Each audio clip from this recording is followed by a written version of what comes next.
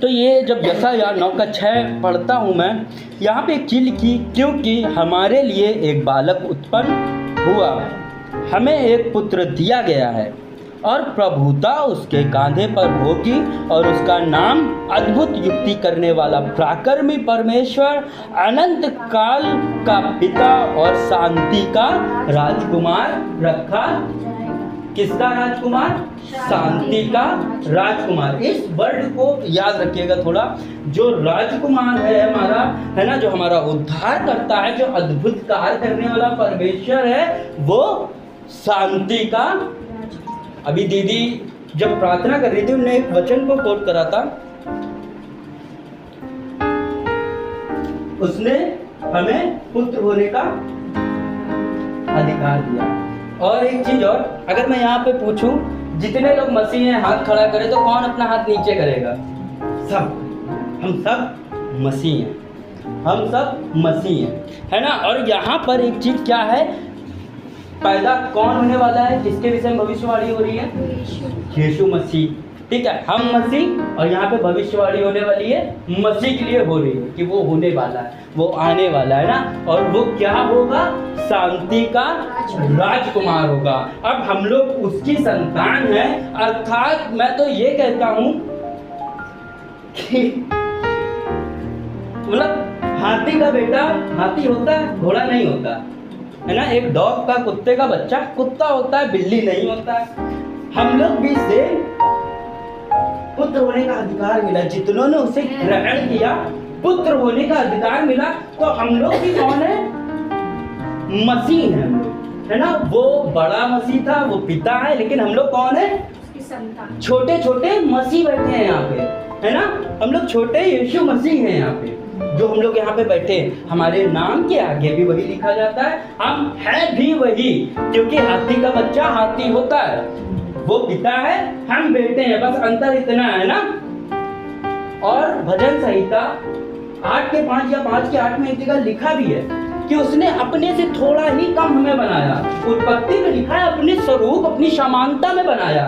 ठीक है, अब वो शांति का राजकुमार, है ना, और हम उसकी संतान, हम उसके बेटे, हम उससे थोड़े से ही छोटे, हम उससे थोड़े से ही कम। अब हम होने क्या चाहिए इस पृथ्वी के ऊपर? अगर हम शांति के राजकुमार के बेटे, हम कौन हुए? अगर मैं प्रधानमंत्री के बेटे की बात करूं, फिलहाल है नहीं, किसी भी मतलब एक राजा के बेटे की बात करूं, वो राजा होता है कि नहीं होता है? उसकी सेना सुनती है कि नहीं सुनती है? उसकी बात मानी जाती है कि नहीं मानी जाती है? उसका चाल चलन एकदम अधिकारियों के तरीके होता है कि नहीं होता है? होता है। अब हम भी उस परमेश्वर के संतान है ना। उस परमेश्वर का नाम हमारे साथ जोड़ा गया, और यहाँ पे बाइबल में लिखा है वो शांति का राजकुमार। अब हमारे जीवन में शांति के राजकुमार है ना। आत्मा के फल में भी तीसरा फल जो है वो, है ना, बहुत अच्छा लिखा हुआ, प्रेम, आनंद, शांति। प्रेम, आनंद, शांति, है ना। आत्मा के जो फल है प्रेम, आनंद, शांति। मसीह का जो स्वभाव है शांति का राजकुमार, उसके घर में आनंद की भरपूरी। मैं कहना क्या चाहता हूं, परमेश्वर क्या है मैं ये क्यों बता रहा हूं, है ना। उसका स्वभाव कैसा है मैं क्यों बता रहा हूं, या परमेश्वर ये क्यों बात कर रहा है आज? क्या पड़ी है परमेश्वर को अपने स्वभाव बताने के लिए, है ना। उसने इजराइलियों को भी क्यों अपनी ताकत दिखाई कि तुम लाठी को केवल समुद्र में मार दो, 2 भाग हो जाएगा भाई। क्यों वो 10 विपत्तियां उसने डाली फिरौन की सेना पे? क्या बताना चाह रहा है परमेश्वर अपने लोगों से, अपनी संतान से? क्या दिखाना चाह रहा है? क्या कमी हमें आ गई है तो हम परमेश्वर को नहीं समझ पा रहे? क्या रीजन है कि उसकी वो अगर शांति का राजकुमार है, हमारे जीवन में क्यों वो शांति, वो आनंद दूर है हमसे? अगर वो राजकुमार है, हमारे पास होना ही है वो, हम उसके अधिकारी हैं। लेकिन अगर नहीं है तो समस्या क्या? मतलब देखिए, हम सब चाहते वही हैं, हम सब संतान उसी की हैं, लेकिन फिर भी अगर हमारे पास नहीं है तो ये बहुत बड़ी प्रॉब्लम की बात है। अभी हमने यीशु मसीह को परमेश्वर करके अपनाया है, ग्रहण करा है ना, अनंत काल के लिए। अब पता चला जब वो समय आए तो वो कहे, है ना, मत्ती में लिखा भी है, जो मेरे नाम को हे प्रभु कहते, मैं कह दूंगा भाई मैं नहीं जानता तुम्हें। तो वो किन लोगों से ये बात कहने वाला है? विश्वास करने की बात अगर करो, अगर परमेश्वर के जानने की बात करो तो, है ना, बाइबल में एक जगह ये भी लिखा है कि दुष्ट आत्माएं भी मेरा विश्वास करती, मेरे नाम से थरथराती हैं, कांपती हैं। तुम कौन सा बड़ा काम करते हो मेरे ऊपर विश्वास करके? बात क्या है? क्यों? वो शांति आनंद कैसे आ सकता है हमारे पास? वो तो उसका विधाता है ना, शांति का राजकुमार है। हम संतान उसकी हैं, लेकिन अगर हम 10 मिनट 20 मिनट किसी के पास जब जाते हैं, संसारिक लोगों के पास मिलते हैं, हमारा स्वभाव, हमारी बात क्या किसी को शांति देने वाला हो रहा है?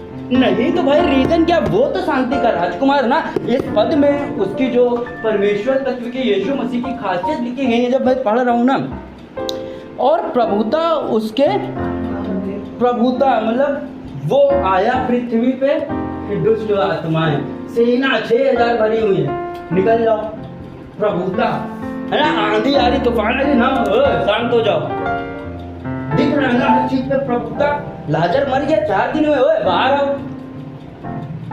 समझ रहे?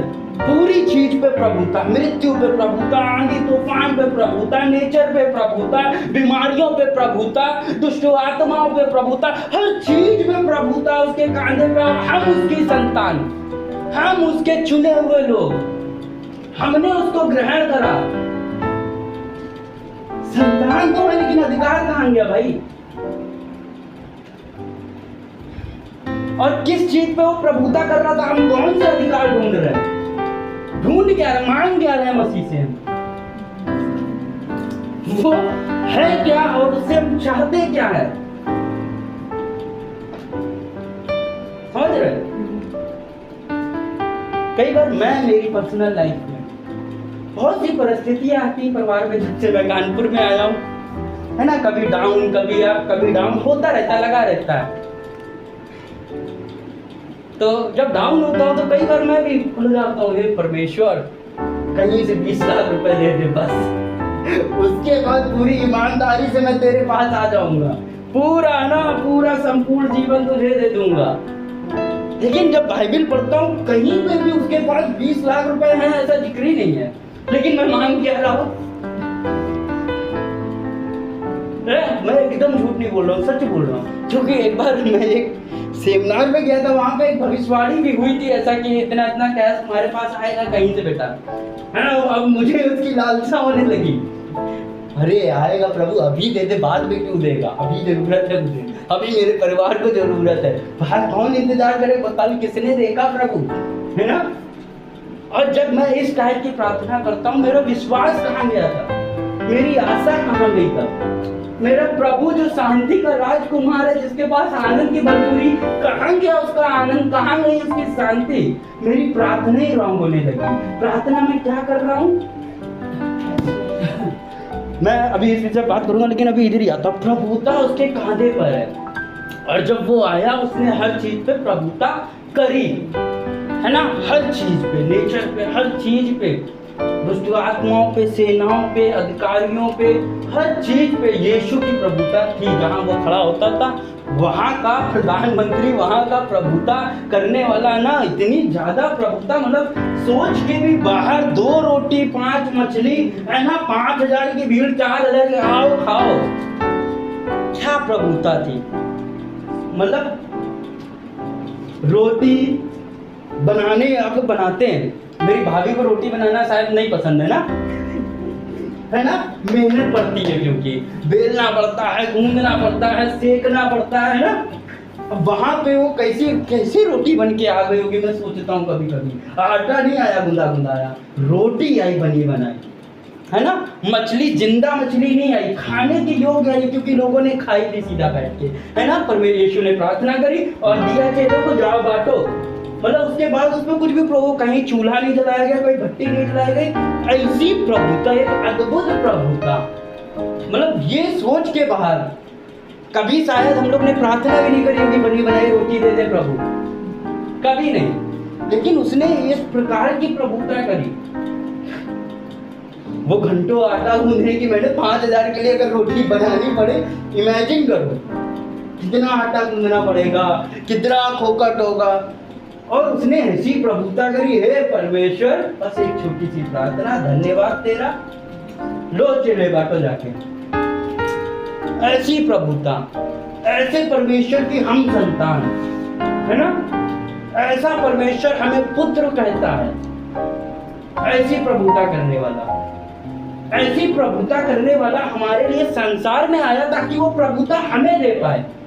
यूहन्ना 14 के अभी हम पढ़ेंगे, यूहन्ना 14 में उसने कहा मैं दे के जाता हूँ ये सब चीजें। चेलों को वो अपनी सारी चीजें दे के गया, लेके कुछ नहीं गया, जब गया सारी चीज दे के गया। ऐसे परमेश्वर को हम जानते हैं, ऐसे परमेश्वर के पीछे हम चल रहे हैं। और उसके बाद जिस चीज का वो राजकुमार है, जो चीज वो हमें देना चाहता है, हम उससे इससे अनजान है, वही हमारे पास नहीं दिख रही है। रीजन क्या? देखिए मेरा भाई हमेशा, जब मैं नया बाइबल ट्रेनिंग पे गया था, तो मेरा भाई हमसे कहता था तुम प्रार्थना करो और जो प्रार्थना के हथौड़े हैं वो हमेशा जड़ पे चलाना, है ना। तुम जिस चीज से परेशान हो, उस चीज, वो परेशानी का रीजन जो है, तुम उस चीज के लिए प्रार्थना करना, हमेशा जड़ को उखाड़ के फेंकना। शिबू भाई हमको, आप सब जानते हैं, सिखाता था हमेशा तुम प्रार्थना करना, हमेशा जड़ पे हथौड़े मारना अपने प्रार्थना के। तभी ना, तो हम लोगों को भी, हमारे पास शांति नहीं है, हमारे पास आनंद नहीं है ना, और ये हमें चाहिए, यही जरूरी है। देखो लाइफ में, मेरी 26 साल की उम्र में बहुत जगह मैं गया, बहुत जगह मैंने काम करे, बहुत लोगों से मैं मिला हूँ अपनी लाइफ में ना। जब 15-16 साल का था तभी पहली बार घर छोड़ के मुंबई भाग गया पैसे कमाने, बहुत संघर्ष झेला। अब उसके बाद पौलुस भी एक चीज कहता है कि यहोवा, मैं पौलुस बोल रहा हूँ, सुलेमान, है ना, हर चीज पाने के बाद, राजगद्दी है, वो सब चीज करने के बाद वो एक चीज कहता है कि प्रभु का भय मानना, है ना। ऐसे ही मेरा भी छोटे से जीवन का जो एक्सपीरियंस है, बस एक चीज है कि लाइफ में आपके पास कुछ हो ना हो, लेकिन परमेश्वर का शांति, परमेश्वर का आनंद वो अगर है तो आप बहुत महत्वपूर्ण इंसान हो दुनिया में, फिर आप जैसा कोई नहीं। क्योंकि अगर कोई बहुत पैसे वाला आपके सामने खड़ा, उसका पैसा एक दिन चला जाएगा, नहीं रहेगा, वो भी नहीं रहेगा। लेकिन अगर आपके पास एक आनंद है, एक शांति है, आपके साथ लाइफ टाइम रहेगा, और आप अपने बच्चों को भी वही दे पाओगे, वही दे के जाओगे अपने परिवार में, है ना। आप जहां पे भी बैठोगे, जो आपके पास है दे के जाओगे, है ना। तो ये शांति, ये आनंद, ये रुपयों पैसे से भी नहीं आ पाता है, नहीं ला पाओगे आप, है ना, है ही नहीं। मैं सच बता रहा हूँ, है ही नहीं, बिल्कुल नहीं। पैसों में, रुपयों में, जरूरतों में शांति, आनंद नहीं। बढ़ जाती हैं जरूरतें, है ना, पैसा मिसयूज होने लगता है, पैसे की वजह से कई बार बच्चे गलत संगति में जाने लगते हैं, है ना। लाइफ का एक्सपीरियंस है ये मेरी। जब पैसे नहीं रहते, आराम से घर पर रहता हूँ, थोड़ा सा आया दिमाग खराब होने लगता है, यहाँ जाऊँ, उस दोस्त से मिलूँ, ये मतलब पहले का नेचर बता रहा हूँ, उस दोस्त से मिलूँ, वहाँ बैठूँ, ये करूँ, वो करूँ। ये सब चीजें, योजनाएं तभी चालू होती है जब थोड़ा सा पैसा आता है, जब थोड़ा सा सलकने लगता दिमाग, अरे, है ना, ये अभी मैं कर सकता हूँ। किसी भी यूथ को आप देख लो, थोड़ा सा पैसा उसको दे दो, वो कर क्या रहा है, मिस यूज ही कर रहा है। तो शांति, आनंद नहीं है। लोग ढूंढ उस पे रहे जिसपे नहीं है कहाँ? परमेश्वर के पास, है ना। परमेश्वर उसका राजकुमार है, परमेश्वर के घर में आनंद की भरपूरी भरी हुई है ना।